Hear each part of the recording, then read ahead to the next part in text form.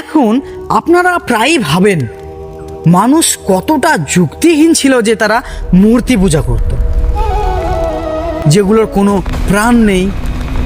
অবশ্যই মূর্তিগুলো নিজে কিছু করতে পারতো না, কিন্তু তার মানে এই নয় যে তার পেছনে কোনো শক্তি ছিল না।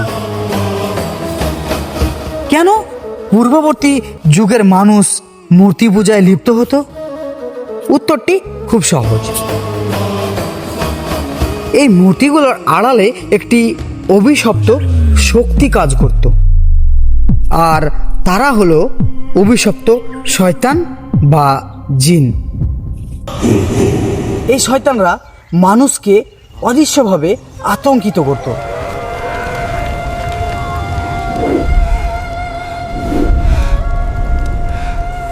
এবং মানসিকভাবে অসহায় করে রাখত।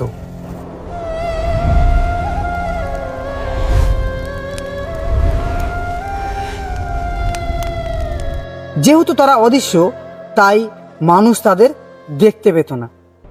ইবলিস বলেছিল, অবশ্যই আমি তাদের পথভ্রষ্ট করব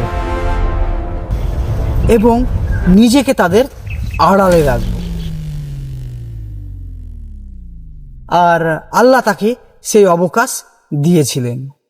মানব ইতিহাসে দীর্ঘ সময় ধরে নূহ আলাইহিস সালাম এর প্লাবনের আগে থেকে শুরু করে ঈসা আলাইহিস সালাম এর সময় পর্যন্ত যখন মূর্তি পূজা ধীরে ধীরে কমতে শুরু করেছিল, ততদিন এই জিনেরা মানুষের উপর মানসিক আধিপত্য বিস্তার করে রেখেছিল।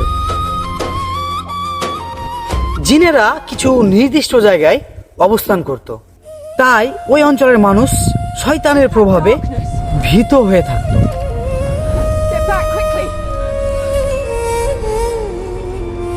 শয়তান তখনই কিছুটা রিহাই দিত যখন তারা মূর্তি পূজা করত।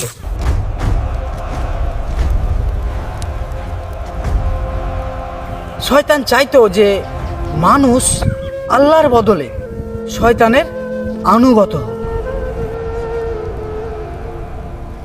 এইভাবেই প্রতিটা গোত্রের বা প্রতিটা জাতির আলাদা আলাদা মূর্তি তৈরি হয়েছিল। মানুষ যখন এই শয়তানদের বা মূর্তিগুলোর উপাসনা করত, তারা মূলত ভয়ে থেকে তা করত। ইসলাম এবং তৌহিদের শিক্ষা মানুষকে এই শয়তানি দাসত্ব থেকে মুক্ত করতে এসেছে। আরবরা যখন নির্জন কোনো উপত্যকায় যেত, তারা সেখানকার জিনের কাছে নিরাপত্তা চাইত, যেন কোনো অনিষ্টতা না হয়। মূর্তি পূজার বিস্তর এভাবেই হয়েছিল।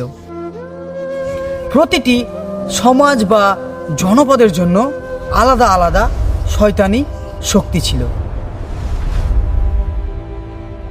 যারা মানুষকে সর্বদা আশঙ্কার মধ্যে রাখত।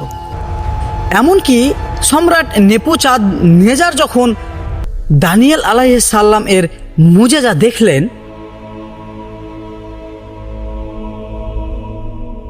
তিনি তখন সৃষ্টিকর্তার সার্বভৌমত্ব না বুঝে বলেছিলেন, হে দানিয়েল, তোমার তো এক মহাশক্তিশালী ঈশ্বর আছে। তার কাছে ধারণাটি ছিল এমন যে সবারই হয়তো নিজস্ব কোনো অতি প্রাকৃতিক শক্তি আছে। তারা জানতো না যে পুরো সৃষ্টিজগতের নিয়ন্ত্রণ কেবল এক আল্লাহর হাতে। একজন মুমিনের জন্য শয়তানকে ভয় পাওয়ার কোনো অবকাশ নেই। যদি আমাদের মনে শয়তানের ভয় কাজ করে, তাহলে বুঝতে হবে আপনার ঈমান বা জ্ঞানের কোথাও দুর্বলতা আছে। যখন আমাদের সাথে মহান আল্লাহ আছেন, তখন কোনো অভিশপ্ত শক্তির ভয়ে আমাদের বিচলিত হওয়া সাজে না।